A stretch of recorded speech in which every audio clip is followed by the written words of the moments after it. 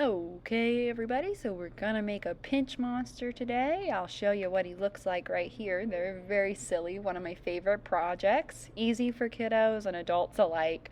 They're really fun. Okay, first you need a bowl of water. Make sure you got a towel to kind of dry your hands. I'm using a little straw today I found, just texture, and a pen.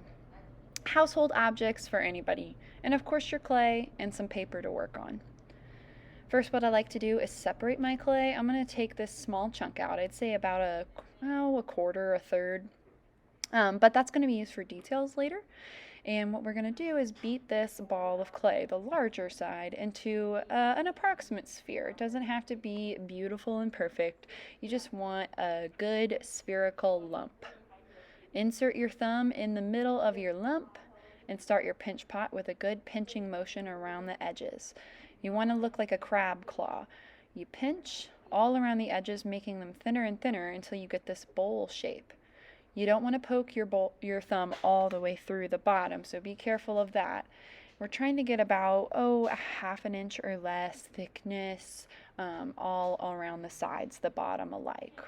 Okay? You don't want it to be too thin and brittle, but you also don't want it so thick that it's never going to dry.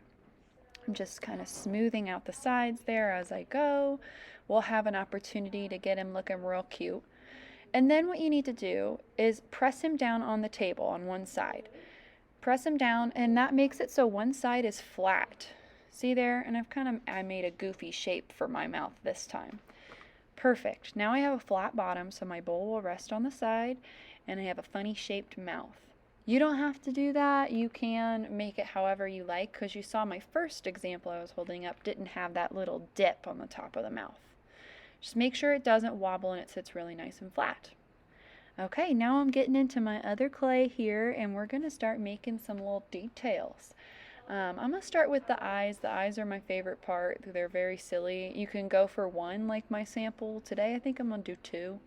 You don't want your pieces to be super long and skinny, so that you can see is about the width of my finger. That's about as crazy as we're going to get here, because smaller and skinnier the pieces, the more it's going to break off and the more fragile it'll be, the less likely it'll be all in one piece whenever you receive it back. So I'm rolling out these little sausage shapes, and then you can see I'm just pressing it either to my palm or to the table one side, so I have a good flat bottom on each. They stand up on their own just like that. I'm not worried about them being the exact same length, because I think it'd be awfully silly if one was a little shorter. Anytime you are adding clay to clay, you have to score it. Scoring is this process where you scratch it up. I'm doing it with a pen. You can do it with a toothpick, a pencil. Honestly, I use common household tools in all my videos to show that clay is versatile, and as long as you get the job done, it's gonna work. Okay, so you saw I had to score both pieces. It's like Velcro. You need both sides of the Velcro in order for it to stick. It's not going to work if you only score one piece. So I scored the bottom of my little eye, and I also scored the top of my monster's head and added a tiny bit of water, one droplet from a finger dip. I dip my finger in that bowl of water and let one drop of water fall into my scored area. You don't want a ton of water, because that can make your clay soggy and harder to work with. I know it's tempting because water kind of helps smooth it out, but honestly, guys, the less water you use is generally the better, at least whenever we're working in the bulk of our project. Okay, one eye down. Let's do it again. You'll see the whole process again. I'm going to score the flat bit that's going to be touching the top of my head. I like to go at least 3 different directions, rough it up, make it look ugly. And then let's do it on the top of the head too. Couple different directions, make it look ugly. One finger dip. Alright, I did 2 this time. I lied, but just not a lot. Alright, put it on there. Sometimes if you give a gentle twist, you feel it stop trying to twist. So pressure, slight twist, and you can feel it attach. And this last move I'm doing here, I'm just smoothing it out with my thumb and my fingers. I'm dragging the clay so I can cover the seam. So those 3 factors will make for a really strong hold. Scoring, a little bit of water, and then blending. As long as you get those 3 key points in each time, your pieces are going to stay. Let's give you a look. Fabulous. Okay, I think the next thing I'm going to work on now is the tongue to go inside the mouth. What's important when doing mouthpieces is if you have anything that's going a little deeper in the mouth, like maybe a hanging tonsil or a tongue, you want to add those pieces before you put any teeth in your monster. And that's just because it's going to be a whole world of trouble if you have teeth hanging right around the edge and then you're trying to reach inside your monster's mouth to add funny pieces. A fun thing about the tongue is I like to make mine not super long, but I like to give them this like curve so that they're not just flat in the mouth. They're kind of at a little wave or they can stick out to the side. The tongue is a fun one because you can make it whatever shape you want and you can add whatever waves you want, and it always looks really silly in there and it gives it a little bit of movement and life. Okay, just like everything else, like the eyes we did before and every other piece, we have to score 1, 2, and 3 directions. That's my general rule of thumb. And even though it's a teeny tiny piece, I did score my tongue. So like the clay Velcro, you have to score both sides. And to make it extra strong, our third thing to do is to blend it. And it's good anyways because not only does it make it stronger, but it makes it look like the tongue isn't just sitting in there. It makes it look like the tongue is part of the monster's mouth. Now check this out. I'm taking my pen and I'm drawing a small crease in the tongue just for some fun detail. Now I'm going to use my straw, make myself some eye shapes just by stamping it. This is what I'm talking about with these household objects. I mean, you can use anything you find around the house to add texture or stamping. Use it in your project. We love to hear about all the kooky things people use at home. Clay's non-toxic. It'll wash off in the dishwasher off any dish. I'm going to just have to wipe off my pen with a damp washcloth and it'll be fine. If it gets on any of your clothes or if you use any kind of like at the studio, we use a lot of crochet lace and things like that to add texture into the clay. It washes out in the washer. We reuse it all the time. Nothing's ever ruined. Next, I'm going to give my little monster some little spikes going down his back. All I'm doing to do this is I am just rolling the clay in a ball. Check it out. Not perfect, but then I smush it into a little pancake and simply use the table surface I'm working on to flatten 3 sides so it's more of a triangle shape. You'll notice that even though I'm making spikes on my little monster, they still aren't super teeny tiny. Do yourself a favor, don't make teeny tiny, super skinny pieces for a couple of reasons. One reason is that it makes it more brittle, things will crack off, they will break off. It makes us really sad at the studio when that happens. It's not fun for anybody. So one reason is a stronger piece. And then the other reason is it's easier on yourself, okay? It's pretty tough to add a bunch of teeny tiny little pieces because I don't know about you, but I got myself some sausage fingers, so it's like hard to get in there when I'm trying to just blend the crease. After the pieces get really small, you have to get extra creative with how the heck you're going to get in there to blend your piece and make sure that it stays put.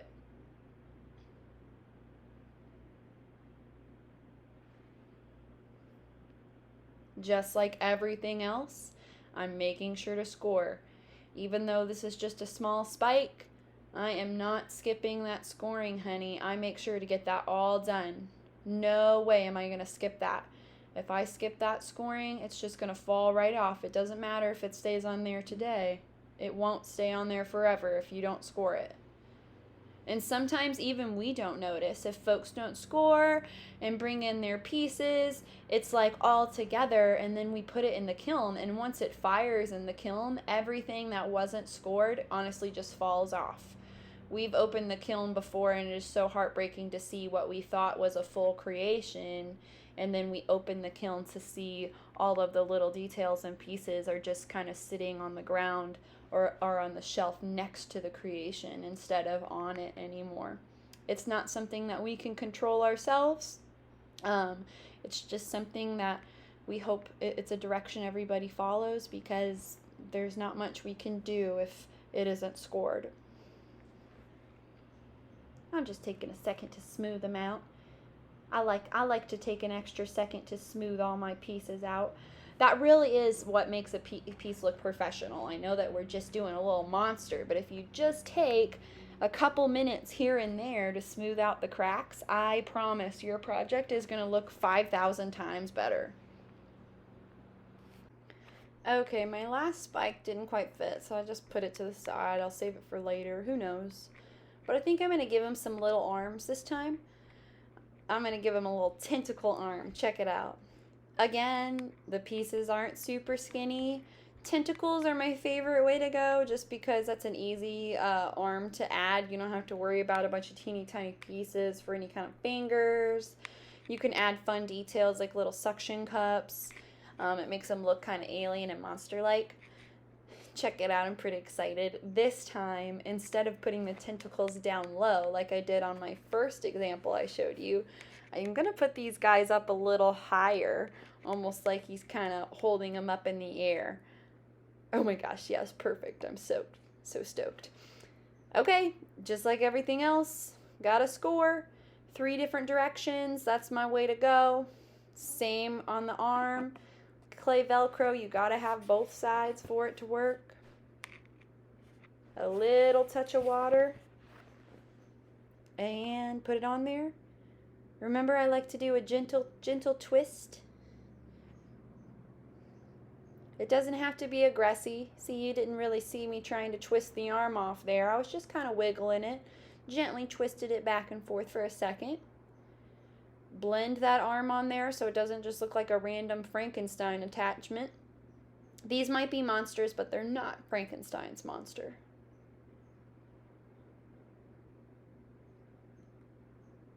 Nice. It is officially one with my monster's body. Tentacles are also fun too because they just have lots of life in them. I was kind of able to bend it upwards and make the little tip flip out a little bit, so he almost looks kind of like a Monsters Inc. monster about to go in and try and get some scares. Scoring for my other side. I never skip this step. 1 drop of water.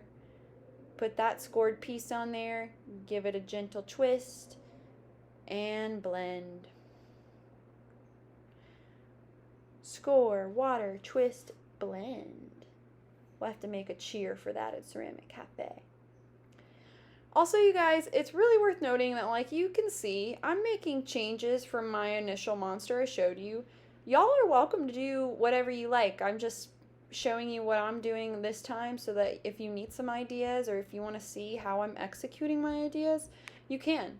But if you want to make something different, or maybe you want to only give your monster 1 eye, or maybe you don't want spikes, or maybe you want to add a bow, do whatever you want. That's what makes them super awesome. I love to see the clay creations come back because you can see everybody's personality. Alright, check it out. This time for my little stamp, I am using the end of my paintbrush to put some little dots on the arm. Now it looks like he's got little tiny suction cups on his tentacle. Hardly any work at all, dude. Think smarter, not harder, right? Little tiny suction cups. All I'm doing is stamping the handle of my brush into my tentacle piece. Love it. Giving it a quick smooth out. His lips were looking a little chapped. I was getting rid of them cracks.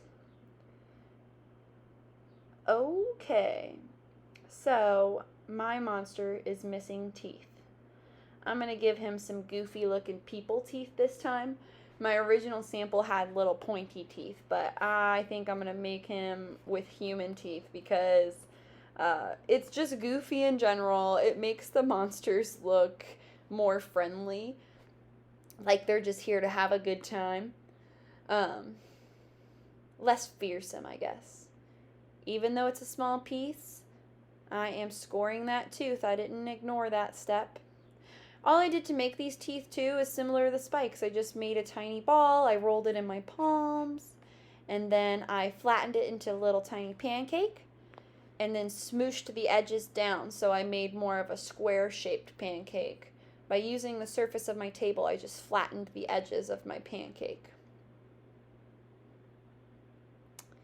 Yes, okay, here we go. I scored inside his mouth where the tooth is going to go and on the tooth. Did a little bit of blending. Even though I can't get all the way around in there, I'm going to blend as much as I can because nothing bad comes from doing a little blending.